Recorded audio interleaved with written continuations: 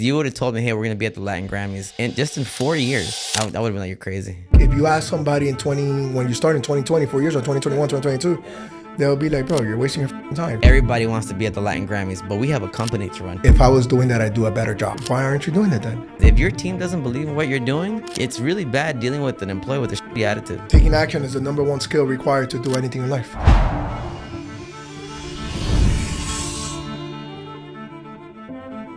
All right, so Herson, what's up, my brother? How you doing today, bro? How you doing, man? Dímelo 305. 334? 334. 305, man. Yeah, it's a pleasure to be here, man, to be in great company. So thank you for having us, man. Appreciate you being here, dude. So kind of what we do at the Blueprint, brother, we want to walk through your journey. Our goal, Herson, is if we could touch one person. That's what I shoot for in every podcast. You know, if we could touch one person who has aspirations of doing something, whether similar to what you do now or even any other type of business, and we could touch one person, we did our job today, bro. So awesome. Go here at the Blueprint Bros. Yeah, kind of going through all the good things. I love what you guys are doing, man. Appreciate it. I love what you guys are doing. I've gone through some of the interviews already. Appreciate it. I had to come in prepared. Yeah, you gotta so do your love what you're research. doing, man. The level of professionalism that you have is fantastic. Thank you. And I think it's evident in your insurance business and in this. So pleasure to be here, man. We strive to be as good as we can, bro. So I appreciate you saying those words. Of course, man. Absolutely. But Herson, so I just found out you're not from Miami, which is ironic. Yeah, man. North Carolina. Come on and raise up. Shout out to Petey Pablo. So walk me through. How was it growing up in North Carolina? Were you born there? Kind of walk me through your upbringing. Born and raised in North Carolina, and coming to I came to Miami in 2007, 2008 for spring break. Fell in love, man. Fell in love. I remember walking through Dolphin Mall, and I heard merengue being played at Payless. I was walking by Payless. Okay. And I could hear Oro Sólido just being played. And I was like, where am I right now? Like, what is it? Hasta la 15, right? Yeah. And I was like, this is amazing. Called my mom the next day, and I'm like, hey, I'm moving here. As soon as I finished school, I'm moving here. How old were you then? I must have been like 19. Okay. So I wanted to get my bachelor's, and I was like, once I finish that, I'm moving here. And she didn't really believe me, but I moved here. Are you first generation American? Yeah, first generation. My family's from Nicaragua. How was it growing up as a Hispanic in North Carolina? It was crazy, man. Crazy, yeah, man. I rolled mostly with the black kids. Okay. With the white kids, kind of an outsider. You know, there was somewhat of a common bond there, you know, with the black kids in school. And yeah, man, it was different, though. It's not...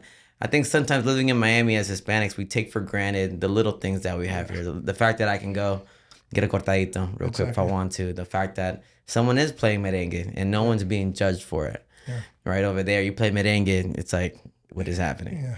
You know, so you find your little enclaves, your little niches of people. And here, it's a different way of the way that life operates. And so it's almost backwards here, right? Like when I came up selling cell phones, Sprint, T-Mobile, and if somebody you had a higher chance of getting a job with me if you only spoke Spanish than you did if you only spoke English. Yeah, so it's complete opposite. And brother, let me ask you, when you moved here, because I know you were studying, were your parents okay with that? Yeah. They were supportive? Yeah, they were very supportive. My dad helped me move here.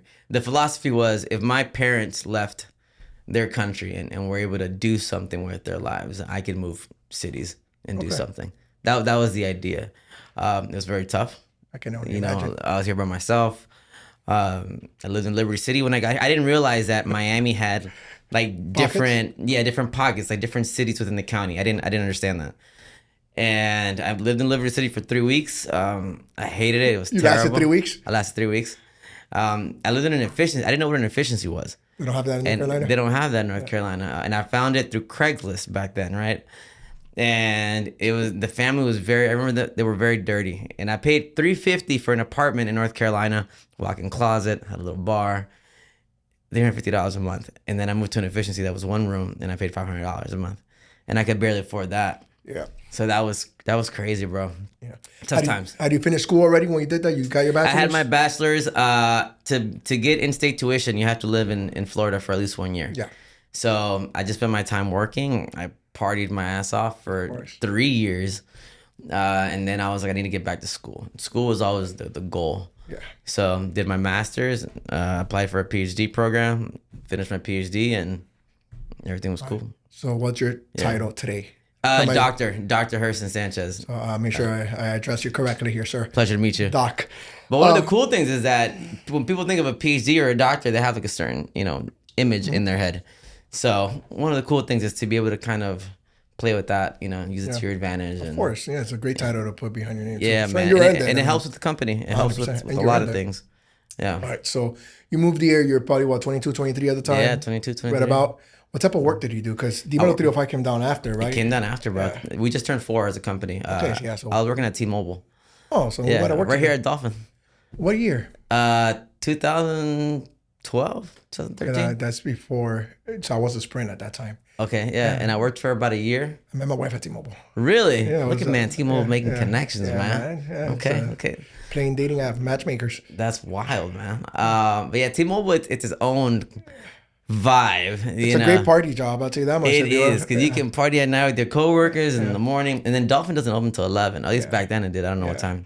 I think same thing. Yeah, so you can show up whenever you want. Yeah. And then, all right, so let's just fast forward straight into the fun part, dude. Yeah. Dímelo 305. Yeah, bro. How did that concept come about? What was the idea then? Kind of walk us through the early days. So I was doing I had my own thing. When Instagram Live first started, I was like, man, let me interview some people. And I was kind of like talking to people, getting to know them. And I was doing that on Instagram Live. And I met my future business partner. I didn't know this at the time. Through one of the Instagram Lives I did. I did that show every single day, every single Wednesday for 2.5 years. And I would interview people from the community. And I met him. He's Nika too, Ariel. And he brought like a gimbal. Okay. I didn't know what a gimbal was. And he was always very into like the production side of things. I didn't really care about that. I cared about the substance of the show. I cared about what people were saying. Right. And then he asked me, hey, bro, I'm interviewing this famous Nicaraguan artist, but I feel I'm kind of shy. Can you interview him for me and I'll film it? I was like, I'm down. He was like a hero growing up for my family, so I'm down. Interviewed him in Spanish. Spanish interviewing is a different level. And I did my first Spanish podcast last week, so yeah, I'm telling you, man, it's different. And he's like, okay, what else can we do together? So we started creating more and more. And like I was telling you earlier, we went through all the big pages, Only in Dade, Lifestyle Miami, Miami Problems was doing it at the time. And to this day, where I'm still cool with all the guys, all the owners of those pages, super cool people. But we want to do something different from what they're doing. They do something called citizens journalism. And what that is that if you see an accident on the Palmetto, you send it in, right? It's the citizen journaling what they're seeing. Yeah. So they share that. So it's very kind of like viral content because we all live here. It's a very niche kind of, content-based community. But we're like, can we interview people? Can we create all original production? So Ariel also owned a production company in Latin America. So he came from this production, that background, right? I didn't have any of that. I'm an academic. If you want to talk about, French philosophy, we could do it all day, right? But I could talk, I could speak, right? And I had a way with people. So we're like, all right, let's see if we can put these two things together. So he brought out the camera and I got on a mic. And back then it was a microphone, I had a little cable here. It was a bad setup. But that's how we started. We went to South Beach the first time. We were trying to find people. And no one was responding to the questions. The idea was, can we ask people what their favorite place to eat tacos is, the best place for drinks? That was the theory of it. Once we put it into practice, it didn't work out. And I was like, man, this sucks. I remember I was like, man, I don't want to do this shit, right? Oh, can we cuss? Yeah. Yeah, okay. And then he's like, you know what we need? Tequila. So we went to a local bar and on the beach, started drinking, had some margaritas, had some food. And I'm like, man, we need an icebreaker. Something that'll get, something going. So the question was, is flirting cheating? So once we started using that question, that opened up. People just kind of put their guard down and they would answer the question. I would be scared to ask people questions like if they were eating or if they were doing this. We have a lot of, kind of presuppositions before going up to a stranger. Right. A lot of kind of like limitations that you put on yourself. Right. Parameters that you don't want to break. Yeah. Like you have all these just kind of ideas, right? And sometimes you become your own enemy. And Ariel was like, bro, just go for it. Just go ask. And I'm like, nah, bro, I don't want to interrupt their dinner. Yeah. But then the first time I interrupted somebody's date, it was amazing content. I was like messing with both of them. I'm like, yo, have you ever thought about cheating on her? Like I was in like the zone. Like I was just flowing. And I was like, okay, cool, I could do this. And it was all for the content, right? Right. And bro, after that, we started going out more and more and more. And I was the first editor for Dímelo 305, and he was the person filming. And back then, we had a little bag, camera, microphone. That's it. You don't need a crazy setup. Now we have freaking truck that we have to put everything in, and it's crazy, bro. Would you agree? Because it reminds you of my early days in my business, like maybe a little bit naive to a certain extent, but you're just doing things because it's the nature of it, and in your case, even fun. Yeah. Do you miss those days a little bit sometimes? A little bit, man. You look back at it was less stressful. Yeah, for sure. And I remember I went to a concert at the Watsco Center at UM. Okay. And to see Ruben Blas. Okay.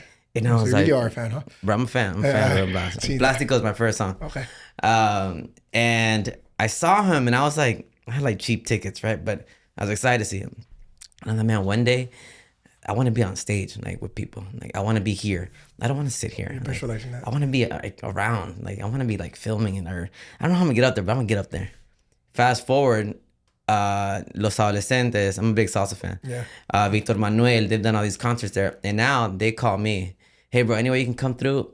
And now I'm on stage filming, hanging out, doing all these things, and I'm like, wow. Like I would have never. It's crazy how it like. Is. How you... Back then I had fun doing it. Now I'm like working it.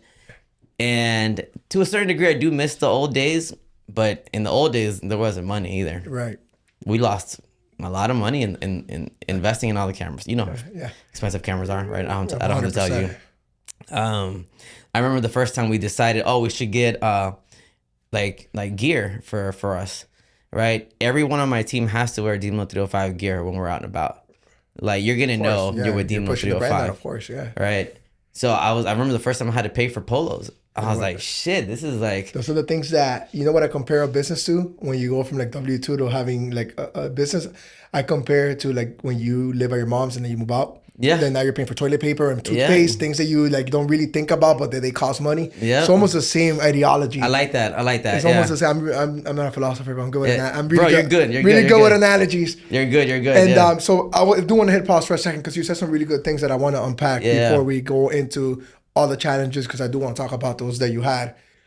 You were doing, the first thing that stood out is that you were already doing this on your own. Yeah. Where did the inspiration to just interview people on live before you met Ariel and anything else? Yeah. Where did that the idea of just, let me just interview people? I was just good at it, man. I'll be honest with you. Like I think I like doing self audits. And it's like, what am I good at? What am I bad at? Like, I know that there's a whole lot of things I'm really bad at. All right. But I know there's a lot of things I'm really good at too. And I was also, with my interviews, they were also knowledge-based. So it was also stuff that I was reading about, that I was like currently analyzing, like research-wise. So I felt very confident in that subject matter. And all I had to do was kind of transition that ability, to fun stuff. Right. So that's what, I mean, and I think the other part too is, I knew I wanted to take a chance on myself. I knew I was getting an education that a lot of people, don't have the opportunity to get. Right. And I wanted to share that with the masses. I'm like, how can I do that? The only way was through Instagram. Yep. So that's what I started doing. And I guess wanting to be a professor, I wanted to teach and to share. Right. So it came very natural. But I think I talked to a lot of people, and I'm sure you talked to a lot of people that want to be doing their thing on Instagram or on social media. And one of the biggest things is that they limit themselves. I'm like, bro, just start. You don't need a camera. You don't need this. You don't need anything. Dude. Just start. You have a phone. I preach that all the time. But they're so scared, and that's the difference. And the roadblocks are mental, not 100%. Because you could shoot iPhones shoot 4K now. I think it's ridiculous. And, bro, if you look at if you go to my page and you know how you could like hide things from your feed, but they're still on your reels. Yeah. My reels were shitty as hell. Your archives, 4 or 5 years ago, not even archived. I kept them. They're just not on my feed. They're on the reels. Okay, on the middle section. I kept them honestly because I tell these stories all the time, and I want people to go and see those because I get it all the time. Like, I gotta lose weight first, or I gotta do this first, or like I need to make this, I need to make that, or I just can't afford it. And I'm like, bro, it's not that serious. Oh, fuck it. Yeah. That's shit with like TikTok and stuff now too. If anything, the less professional, the better. Go for it. Like I've had people who have told me, nah, bro, if I would have been interviewing that person, I would have asked this. A word? You can come. I'll tell you this, bro. You're doing something that I think And this is when I laugh sometimes, right? When people sometimes tell me you're so lucky. Or the one that I like better is like, if I was doing that, I'd do a better job. Because I get that all the time. All the time. And it's like, why aren't you doing it then? You know, and the one difference between you and the person that thinks that they could do a better job, or the person that thinks that you're lucky, or they could be as good as you. The only difference is that you just did it. Literally, I talk about this all the time. Taking action is the number one skill required to do anything in life. Yeah, literally. Everything else you can learn along the way, bro. But that's the number one skill required to do anything in life. Every once in a while, I'll take somebody, that wants to, see the behind the scenes, and I'll be like, "Here you go, here's the mic, jump on." And you freeze, right? See the and hesitation. But bro, I think the microphone work is tough, but it's not everything. It's the team. I think I've interviewed people who want to work for us or want to be on the mic, and they refer to themselves as the talent. And I tell them, you are not the talent. I think you got the easy job. Like, my opinion. Everyone on this team is talented, from the guy who set up the camera, because without them, you're not going to see this content. From the guy who's putting the headphones on, making sure. There have been times where we forget to hit record on the sound part, right? I've been there. Bro. We've been there. There. Hit record, it's the little things that we take for granted, right? Like the person producing who sees this thing in their head, talent, but because they're behind the scenes, they don't get the credit that the person on the mic gets. 100%. So I always tell everybody that works for me, everybody here is the same. Everybody here has talent. You're no better than this person. Let's go to work. That's like a puzzle, and everybody has all the pieces need to fit for it to work. 100%. So the other part I wanted to talk about, because you mentioned you have a partner, right, Ariel? Yeah, Ariel. Okay. He's the brains behind everything. So partnerships can be complicated. Absolutely. So walk me through that dynamic a little bit. Like, I know obviously he complimented the part that you're not good at, which is a good start, but what is it like having a partner? How do you guys manage to coexist, the dynamic there? Yeah. If you could speak to that a little bit. At first it was easy because, we didn't have clients. There was no money. It was just fun. Yeah. And then I remember it was 2021 and we started February 2021. I was set to graduate that summer. And like I was telling you, I didn't care about money. Like, chasing the bag, and I see all these things. Like, I didn't think like that. I legitimately cared about the life of the mind. That's what I was into. Like, I have 5,000 books in my apartment, and I've read all of them. I've written, I've published academic stuff. Like I'm an academic. That's what I care about. I care about educating kids and educating people. Like, one of my dreams was to start a book club with celebrities and film it. Like, again.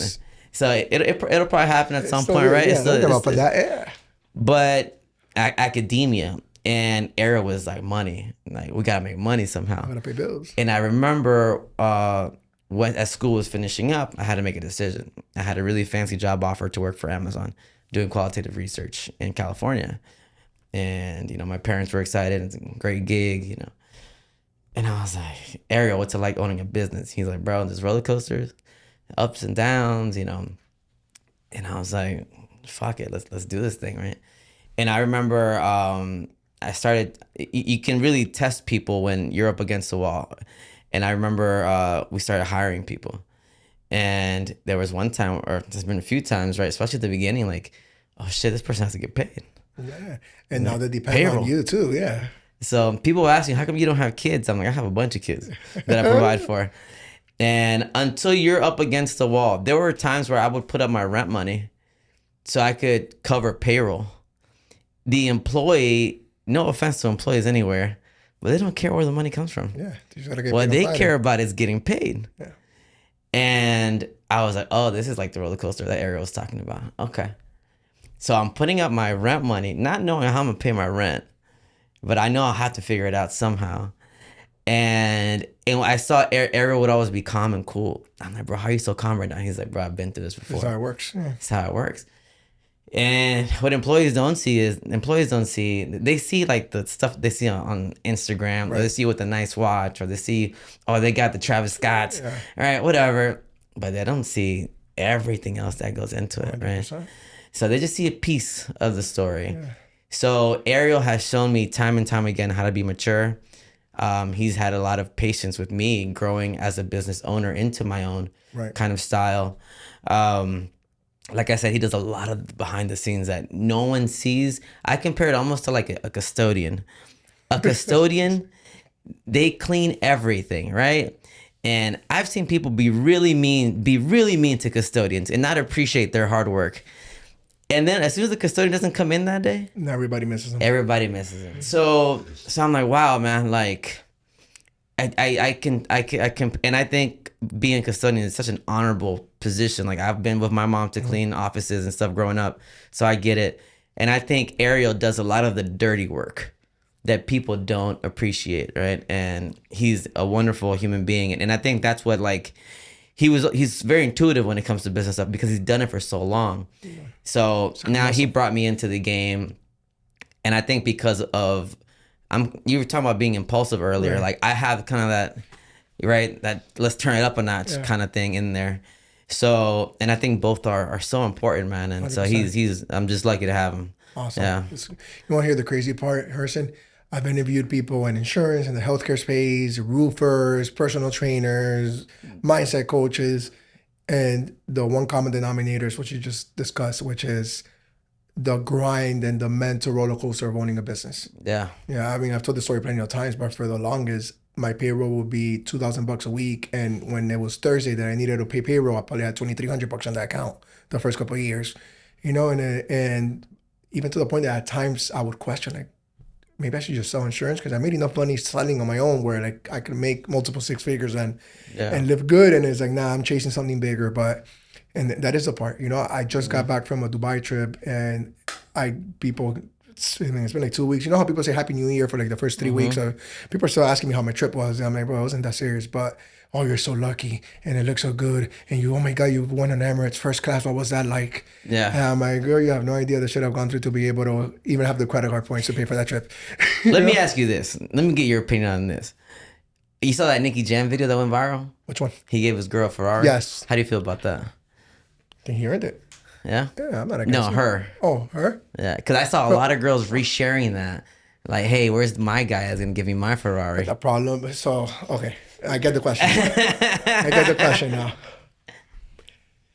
I think the ones looking for it are never going to get that. And I think the ones that and you're in a relationship, so you probably could speak to this, right? But my wife's been with me far before I had a dollar to my name. Yeah. And she gets the world. And if she wanted a Ferrari, she'd have one. Thankfully, she doesn't like expensive cars like that. But I think it's the misconception of social media sometimes. It's kind of sad because you have girls or people as a whole looking for the wrong things. You know what I mean? Because if you meet a guy, if you're assuming you're a single girl that you have dreams of getting married, should you look for a guy that's successful? Sure, but wouldn't you better look for a guy with good core principles that has ambition? I'm with you. Because if you get behind that, bro, you're honestly, your chances of making it is a lot higher than finding a dude. Like I tell this to my wife all the time. If I ever get divorced, next person ain't getting a goddamn thing from me. Yeah. You know, like you ain't got it good because I made some money. You know how hard it was to make this money? Yeah, but my wife, for the rest of her life, you know, and hopefully we'll be together forever, and I plan to, but for the rest of her life, she's good. You know? And I think, you know, with that being said, on this theme of getting lucky, I think getting a PhD was hard. It was very hard, like, very tough, very grueling. Most people probably have not read a book, you know, in their lives, not because maybe they don't want to, but because lack of access, whatever. But owning a business, my dad is he was voted one of the top Latino business owners in North Carolina. He's done a lot of cool stuff. And I talk to him all the time. I bounce ideas off him. And I tell him, Dad, I think being a business owner is a lot more difficult than getting a PhD. What I mean by that is like the grind of people depending on you to live is crazy.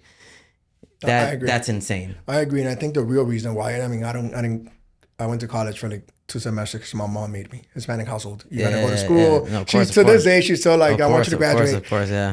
But obviously, as you go through levels of education, it becomes harder, which is why less and less people get through those levels. But for all of them, there's a roadmap. Yeah. And the challenge with having a business is there isn't a roadmap. There isn't. You know you graduate at this time if you submit this thing. I know guys that they save every dollar and don't invest and they grow. I know guys that are reckless and invest a lot of money and grow. Like you'll find so many different people that in so many different styles. So you're like, which roadmap do I follow? There really isn't one. You know, which is why we love bringing people from different industries here, because every story has the core principles are similar, but then when you start looking at the actual journey, a lot of them are completely different. Yeah. I mean, you are doing something, then I want to get into that bro, that honestly, it's like the new age of media. But like, if you ask somebody when you start in 2020, 4 years or 2021, 2022, they'll be like, bro, you're wasting your fucking time. You're not gonna do anything with this. You know, Bro, I've had a lot of people tell me, bro, are you insane? you're a joke. You went to school, you could have done this, could have done that. And funny enough, a lot of my friends who are attorneys, who are doctors, they're miserable. And now they're calling me, hey, bro, how do I get into the content game? How do I? And I'm like, bro, we're not in a content game. I think it's a misnomer. This is a very serious thing that can lead. And content is just the beginning of it. What game are you in? Because that's one of the questions I wanted to ask you. What will you call your company? What are you guys? I think we're a company of creation. When we sat down and we were like, hey, what are we creating? I think it's the magic that Ariel brings and it's the magic that I bring. So for example, what I mean by that, I've been playing piano since I was 5, right? And one thing that Jamie Foxx said, I'm a big Jamie Foxx fan. He said that every skill that he has is a tool in his tool chest, in his toolbox. I play piano, okay, throw that in there. I speak French, throw that in there. Oh, okay, I went to school, throw that in there. Boom, boom, boom. Ariel has had a bunch of businesses, okay, throw that in there. He had a production company. All these are tools. And sometimes you got to pull out a tool for a specific situation. Dímelo has gotten into doing a lot more events now. This piano tool that I pulled out right now allowed me to play for the only police band in Miami. Miami has only one band that has police officers in it. It's called In Blue. And because this one little tool that I have, right, I use it to get into the band. Yeah. So now I've been doing a lot more work with police officers, with first responders. We just did a huge event at Vivo at Dolphin Mall. Nice. And without this little piano tool that I had in my back pocket, you wouldn't have had the chance. I wouldn't have had that opportunity. Right. And now because we own a production company, now we filmed the whole thing. Right. We did a whole bunch of stuff with it. Cool. And opens up for different opportunities. So I think we're in the game of creation, and how do we make money from creating and from being happy. I think that's what we're into. Filming is just one part. Right. That's what people see, but that's people see. That's the end product, not really the main thing. The journey is pretty badass. Like I was just with Gente de Zona, like hanging out. That's crazy. Like, talk a little bit about that. I know you said you were at the Grammys. Kind of walk me through some of the cooler things, in your opinion, you've been able to do. The cool things, man, bro, we've done so many cool things. The Grammys is awesome. We got a phone call. We didn't even like apply. Or usually, you know, with media stuff, you have to submit a media form. We got a phone call. I'm saying it right like I knew that. I had no clue. Okay. Cool. So we're Mayor Cava's production company. So for the Miami-Dade County Mayor, we do all of her professional production stuff. And again, that's very, very tough to get into. Like a lot of like red tape, a lot of like, you know, they go through your whole Instagram, make sure everything is legit, you know. So we had done a bunch of work with them, and then I get a phone call. At this point, they trust us. You know, we're doing something with her next Monday, and they're like, "Hey, we need somebody at the Grammys to come with us." And I was like, "Yeah, we're down. Oh my god, we're down, right?" And so that was crazy, bro. We filmed 4 weeks before. It was called a Metro series, and they shut down a whole Metro for us, a whole cart. And we filmed Emilio Estefan in there. We did that girl. She went super viral. Elena Rose. Okay. So we did 4 different filmings. We did 2 in the Metro and then 2 on a bus, on a Latin Grammy covered bus. And that was pretty awesome. And that was part of the project. And the next project was the actual Latin Grammys. So all that was to promote the Latin Grammys because they came to Miami. Right. And then the week of the Grammys was a whole week. And this is on top of our regular clients, right? So like Ariel and I, another thing about partnership, we've been learning to split up more. Because at this point we have a run club that's every single week and we have to be there. We have a Zumba that's every other week and we have to be there. And it's not just you show up and do Zumba. Right. Like we create like a whole club atmosphere there. Like it's a lot of work. A lot of behind the scenes. And the night that we did, they had this thing called the Person of the Year Award. It was Carlos Vives. We show up, and who doesn't want to be there, right? Ariel had to stay behind and make sure that Zumba was working properly. Again, doing the dirty work that nobody wants to do. Sacrifices. Everybody wants to be at the Latin Grammys, but we have a company to run. So we need to be doing the Zumba too. So again, sacrifice is something that him and I think we both display in our own ways. And we were there, man. And so we start off the night. Carlos Vives is a class act. We interviewed him, his mom, his kids. And then the fun part started after. So packed up all that stuff. We're on the red carpet. And then there's open bar. So with my team there. I'm like, let's grab drinks. And so we start drinking, and we walk into the room, and everybody's there. And that's where Becky G was. She is that fine. She is that fine. Like, you think she's fine on TV, bro? She is bad. And I was messing with her. I was like, yo, what's up, Becky? I tried to talk to you earlier this week, but you ignored me. She's like, no way. So we're just kind of cracking jokes. Who else was in there? I mean, Ryan Castro. If you're into reggaeton, Ryan Castro was there. Blessed. It's all my guys, bro. Yeah. But we've interviewed Ryan before. I've been putting him on too. Yeah. I've been putting him on. I think in this like any business, you have to take chances. And this is a crazy part. You start a business and no one believes in you. Right. Well, what's the stupid thing called Dímelo 305? Oh, Are you still doing that thing? You're still doing that thing, right? I'll never forget. I found out that Blessed was gonna be having a charity soccer game, like over by like Boca Raton or something far, and I was like, we gotta go.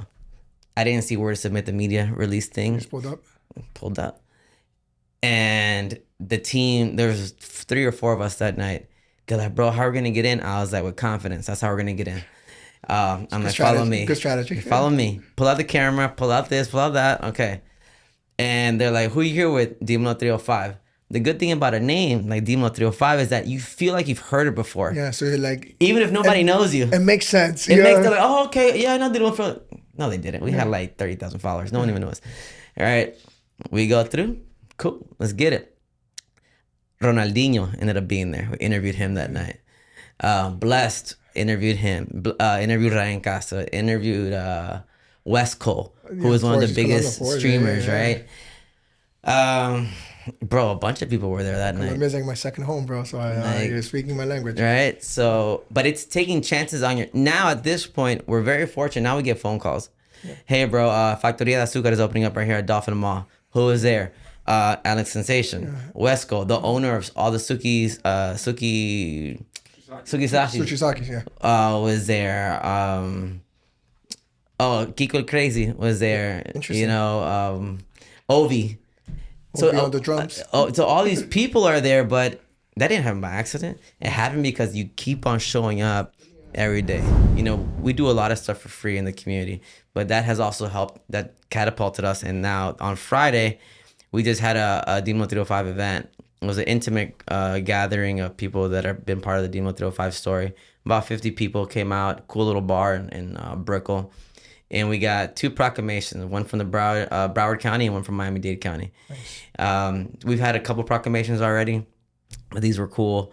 And we announced that we're launching our nonprofit because it's going to be called, it is called Dímelo 305 Miracles. And because we do so much community work, last year we collected 3,000 toys for Christmas. Nice. 4 schools in low-income areas, every single child got a toy in that school because of that. And this is a community giving us toys, bro. Like everybody in the community at this point. Okay, the Dímelo 305 toy drive is coming up. We had people give us $5,000 worth of toys, and they couldn't do it as a tax write-off. So now with our nonprofit, they'll be able to do it as a tax write-off. Obviously, it's an incentive for you to get donations, and you get to help more people. Even more toys. We can bless even more kids, right? It's awesome. But bro, so now we're gonna have the company Dímelo 305 and now our nonprofit as well, and we can do different things. You know what I love about your business? And obviously, I just met you today, so I know this. So you've gotten to do community stuff and find a way to turn it into a business where obviously you provide, because at the end of the day, anything else you gotta monetize things so you could continue to bless people. But a lot of people don't get to do things they love and make money on it. I think that's a big blessing on its own. And it's really cool, bro. So have a cool little apartment. My business partner has a house. North Carolina to 305. But again, it wasn't easy. Again, that whole putting up your money for payroll, bro, that's a real fear. And a lot of people fail in that, and myself included. And I think if there's anything to take from this is, kind of the same old story, but it's like, you bash your head against a wall until eventually you have a breakthrough. When you have a breakthrough, then you really start seeing the fruition. Yeah, bro. How does it feel, bro? To see all this come to fruition. I don't feel like we've done anything. Do you ever look back and you're like, oh my God, I can't believe I'm this far? Every once in a while, but bro, it's like, I don't feel like I've done anything. And Ariel has the same vibe. Ariel, in your age group. I'm trying to picture Ariel here. Ariel is a little chunkier, ponytail, 42 years old. Okay, so 43, just turned 43. He's young. But it's this hustle mentality. So the truck, Right now, we just bought a basketball goal. Okay. Right, and we're gonna attach it to the truck, and we're gonna take it to Wynwood, and we want people to play one-on-one on the truck. That they have a cool idea that they do like that in New York, but we want to make it Miami style. Who's the creative mind behind this? Is that you mostly, or your usually team? it's Ariel. Really? The basketball thing, that was me, because I just like to play. But what we're gonna do is we're gonna put a little Miami spin to it. So put a DJ on it, put music, hosting, right? We're gonna make it a vibe. And I don't think people realize that with that, I can reach out to Adidas and be like, hey, of course, you want to do a partnership? Hey, I can reach out to this person, so this person, your this business person. brain has evolved tremendously. So now I think business, right? Yeah. How is this gonna make us money in the future? Yeah. But it wasn't like that before. Yeah. Before I would have been like just for the love of the game. Yeah, just to record it because it's fun. And but all that takes work. Getting the basketball goal, transporting it. How are we gonna make sure we're a company that has liabilities involved? How are we gonna make this work for us? Are people gonna do it? How do we capture content correctly? We don't want to just film to film. We want to make sure if I'm filming that you can actually see clouds in the video, or else that means your videographer doesn't know what they're doing. Right? So like there's all these moving parts to it. How do you pull it off? Like, does your team even believe in your vision?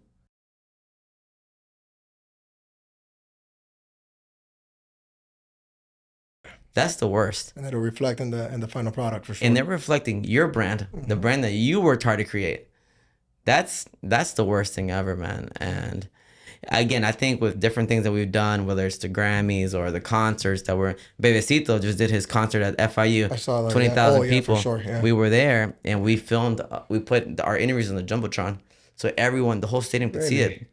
Right. So you see the Dímelo brand everywhere. Our employees see the vision. They see what we're doing, and I'm very, very thankful for that. Okay. So, well, for somebody who is trying to get into the creating space, because exactly, I think you described it perfectly when you alluded to what you guys do. Yeah. What advice would you give them? There's this guy that I see. I met him a few times. I really admire him because with us, we walk in with like full gear. Right, and at this point, our brand is becoming really established. Right. This guy walks in with like it's like a GoPro looking thing. With the Osmo. And he just walks into things and he does the interviews like with big artists, and you could tell sometimes artists are kind of annoyed by it because it's like a little thing, like but he does it, and you have to admire the confidence, admire the courage. And then he posted, and then people love his content. And I'm like, man, that's awesome. That's my recommendation. Go fucking do it. Just do it. Just do it, man. Nike. There's nothing else watching to it. Maybe they come out to your basketball game instead of Adidas, man. Just do it, right? But bro, there's no other way, man. Even if you're scared, even if you're trembling and you're sweating, Eminem taught us, listen, there's vomit on your sweater already. Listen, just do it, man. That's how I started. I was shaking, bro. I didn't know you have a fine ass girl there, and you're, all right, is flirting, cheating, and I'm like, and she's like, ew, get away from me, fuck. Because on Instagram they only see the interviews. The ones that actually, they don't see the ones that you got rejected by, right? So we posted a few like, oh come on, girl, like, nah, get away from me, I bet whatever. Even if you're trembling, do it, bro. Because then next week you might not tremble as much. Yep. Repetition is the best teacher for anything. You have to, bro. Yeah. You have to, man. And I still learn that lesson to this day. What's the craziest thing that somebody's told you in an interview? Because you guys go out on the weekend and saw too. Bro, Haktua is nothing compared to the stuff that we've heard, man. Yeah. We've heard some crazy stuff. I got asked by can't say who it was, but they were like, hey, you have to interview my wife. And this is just a couple weeks ago. And I was like, what do you mean, bro? You gotta interview my wife. I'm like, all right. So, and then I asked her, would you date yourself? And she was like, hell yeah, I did myself. I was like, why? She's like, because I give great head. I was like, oh, man. With the husband there? And I was like, well, how good do you give it? And then, yeah, but at this point, you got to follow through. You said you're in character, no? But this is the point, though. I always tell my employees, when the ones that try to get on the mic, you have to take into account three things when you're interviewing people. Number one, entertainment. You're not just interviewing the person, you're entertaining those people around you, because people will gather and see what's going on. So number one, you're an entertainer for the people around you.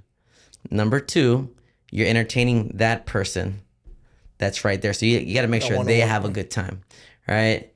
And number 3, you have to be very conscious of how you look, how you use your body for the enjoyment of others. Kevin Hart is a genius at this. He knows he's little and he knows how to play with his body. He's very conscious of it. He'll post pictures of him like with his head chopped off, right? Because he's so confident in who he is, but he's smart. He knows that that's going to make people laugh. And I'm like, that's where we need to get to. If you're not Kevin Harding up here, then we're failing. Gotta be intentional on We're everything. failing as a company. Like that. So now I take my team and I train them how I want my interviews to look. You need to be funny. You need to be loose.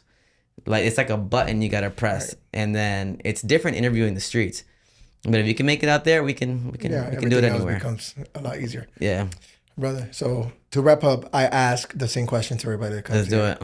So if you could go back to 18-year-old in California, North Carolina. I'm sorry, 18-year-old in North Carolina, and you could go back and give yourself one advice, knowing what you know now. Yeah. What would that one advice be?